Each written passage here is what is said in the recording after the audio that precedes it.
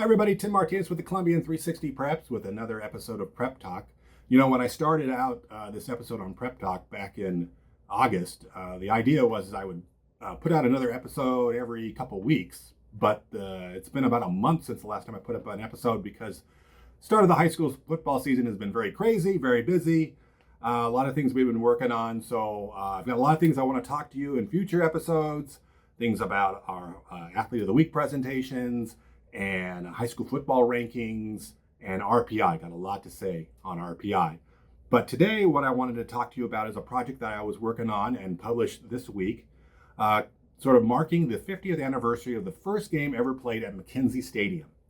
That story came out Thursday online. You can still see it there. It's in the print edition in Friday's edition of the Columbian.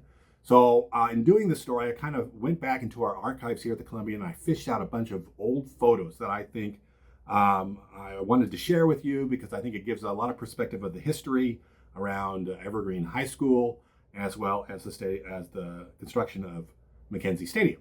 So let's get started. All right, so the first photo here, this one's an aerial photo from 1955. And it shows the old Evergreen High School. Now, the old Evergreen High School is located really right next to where the current high school is now. In fact, it's resided pretty much in the spot where Cascade Middle School currently resides. Now this photo, we're looking north, and you can kind of see the power lines there from Bonneville coming across the bottom. The street there, moving left to right, is 18th Street, and the street going up top there on the left is 137th. And as you can see, this is the old Evergreen High School. I think it was built in the 1940s. Still pretty young here by 1955. It's even kind of hard to see an athletic field anywhere. I see off to the left there's a group of people maybe getting together for an athletic event over there off to the left. I want to draw your attention to the top. You'll see the two patches of trees to the left and right. Right there, that's the hillside where McKenzie Stadium would eventually be built 20 years after this photo was taken. Next image is from about 10 years later, about in the mid-60s. This shows Evergreen High School from a vantage point now looking south. And now you see that the football field with lights have been constructed there at the high school. This is the old home field for the Evergreen Plainsmen, right behind the old high school. In fact, it has a small wooden bleacher that goes right up against the school building there. Gary Gurman, who was a coach at Evergreen in the late 60s and through the 1970s, said that this field used to be fertilized with manure, chicken manure or cow manure, and so when it got wet, it would often smell like manure. It also had a grass field that went around, a grass track that went around the field. You can't really see it in this photo, but we might get a better look at it in later photos. All right, here's a photo sort of outlining the plans to build a new Evergreen High School that was built in the late 1960s. And it kind of shows you where the old high school, listed here as present, and then where they plan on building the new buildings for the new Evergreen High School. And again, off to the top left, you can kind of see that little gap in the trees where McKenzie would eventually be built. All right, this one is looking east. This is an aerial looking east. So we got 137th along the bottom and heading up to the top of the right, 18th. And you kind of see how close Evergreen High School, the old Evergreen High School, was to 18th Street. It's much closer than what Cascade Middle School is now. So basically where the old Evergreen High School was built was pretty much in the parking lot of where Cascade Middle School is now. And that athletic field, which you see off to the left here, that's pretty much where Cascade Middle School is built today. Originally, the plan was that they would build a new Evergreen High School, and you can see it being constructed there. It kind of was built in phases. The first couple phases there have been built, and others are under construction in this photo from the early 1970s.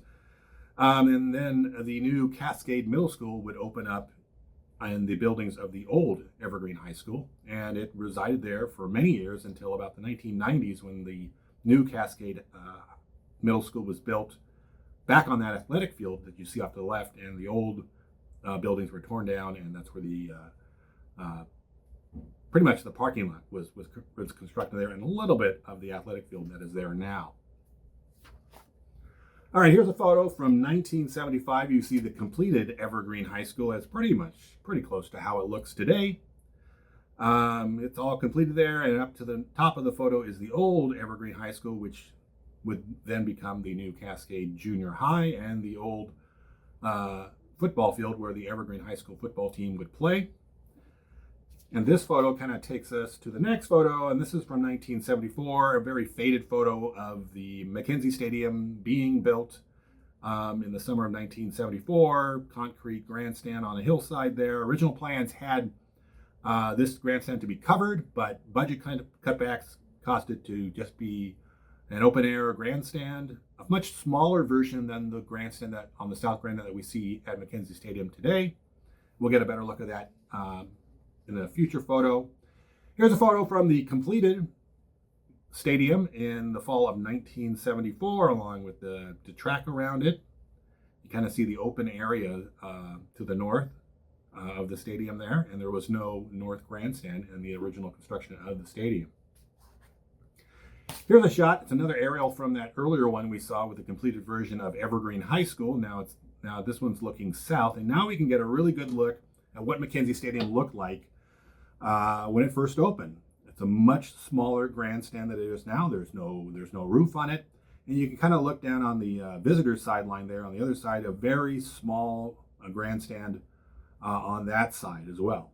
So a much different look than what we would see today, but you can still notice some of the things that are there, including the grove of trees along the hillside there to the left. And here's a photo of the very first game played at McKenzie Stadium. At that time, it was just known as the Evergreen Stadium, or Evergreen High School Stadium. It was between Columbia River and Evergreen on September 27, 1974. And Columbia River came away that day with a 22-13 victory. I like this photo here because of the caption in the Columbian from that game. It doesn't identify any players. It's something that we wouldn't do today, but it's just kind of like, hey, here's some players in the field playing. Next photo we got up is from the commemoration of the stadium on November 8th, 1974. This ceremony formally dedicated the stadium as K.W. McKenzie Stadium. It was named for a longtime dairyman here in East Vancouver who served on the Evergreen School board from its inception in the 1940s, and also served as its school board president several times. A longtime member of the school board, Kenneth W. McKenzie, is for whom the stadium is named. And this is the ceremony at the final game of the 1974 season. Notice the umbrellas out. It was raining, a little bit rainy that day. There was no roof on the stadium. Eventually, the roof would be added as the stadium was expanded in 1983. So the grandstand was expanded to its current size, and the North Grandstand was built, and both of the grandstands had roofs. And here's a story from the Columbian from September 1983, touting the improvements to McKenzie Stadium, bringing capacity to the stadium to almost 6,000 people. Now here's a photo of the original grass field at McKenzie. It used a state-of-the-art high play system that featured subsurface drain tubing, meaning that the field was flat. There was no crown on the field, and all the draining just happened underneath. They had an electronic monitoring system on the field to check the drainage, as well as built-in fertilizing system, and a manufactured growing medium that used no soil. It was a combination of sand, humus, and chemicals that helped prevent, McKenzie Stadium from turning into a mud bowl. But through the years, through heavy use of the stadium, the field often deteriorated in the later parts of the season. And here's a photo from 1981 showing Evergreen's Tyler Woodhouse with a chunk of turf in his face mask during a game against Mountain View. And here's another photo from 1992, Terry Slotto of Evergreen attempting a pass against Kelso's Chad Higgins. Now, I talked to a lot of former coaches of Evergreen public school football teams over the years about their memories of McKenzie Stadium. I talked with Gary Gurman. Gary was the coach of that very first game at McKenzie Stadium in 1974. He served as a coach at Evergreen from 1969 to 1976. He'd later go on to serve as a longtime assistant at Mountain View and also served as a local chapter president of the National Football Foundation. This is a photo of Gary back from his Evergreen days and a photo later in 2001 when he was being honored by the National Football Foundation. A lot of stories from Gary. You can talk to Gary long about football over the years there in Clark County. Another coach I spoke to was John Eagle. Here's a picture of John from his very first game at McKenzie Stadium. This was in 1975 when he was a sophomore quarterback at Columbia River High School. Eagle would later become the head coach at Evergreen from 1988 to 2000, and then later the head coach at Camas from 2008 to 2020. A lot of memories John has at McKenzie through the years, both at Evergreen and later at Camas. Here's a shot of John talking with Cale Pyland for a game between Camas and Union McKenzie in 2013. One of John's favorite memories from McKenzie Stadium was when he was a coach at Camas in 2016. It was the 4A state championship game, 4A state semifinal game between Camas and Sumner before a packed house at McKenzie Stadium. You can kind of get a shot here of the packed visitor grandstand in the background along with the Sumner band. And we also have shots here of John talking to his Camas players and after the game celebrating with his players after a big win against Sumner to send the Papermakers to the state championship game. They would win the state championship game that year or the next week at the Tacoma Dome. Another coach I talked to was Cale Pyland. Cale grew up at McKenzie, going to games at McKenzie Stadium as a kid back when the stadium was not covered. And then he later played games there in middle school and then at Mountain View High School. And here he is making a catch against Battleground during a game at McKenzie in 1991. Cale would go on to succeed Eagle as Evergreen's head coach in 2001, helping the Plainsmen to a state title in 2004. Here's Cale getting doused by Mike May after a win against Mountain View in 2003. And we got another shot of Cale at a practice with Evergreen in 2006.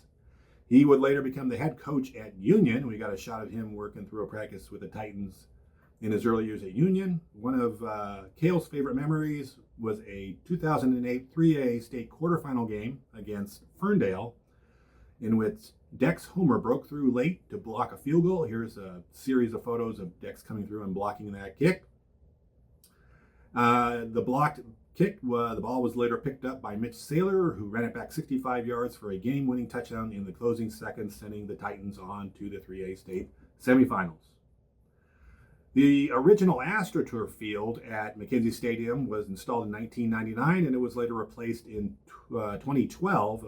Pyland remembers how the old AstroTurf field was often worked as a home field advantage for teams that called McKenzie home.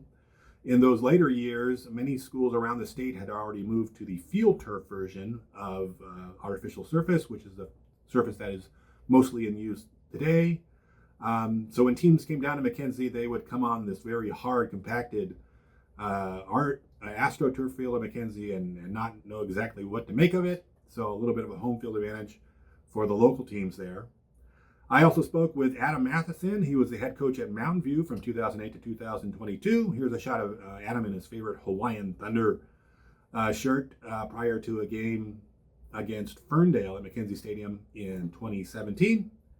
Adam's got a lot of memories, including a game in which it had to be postponed against Columbia River in 2011 because of a blackout, and the game had to replay the next day.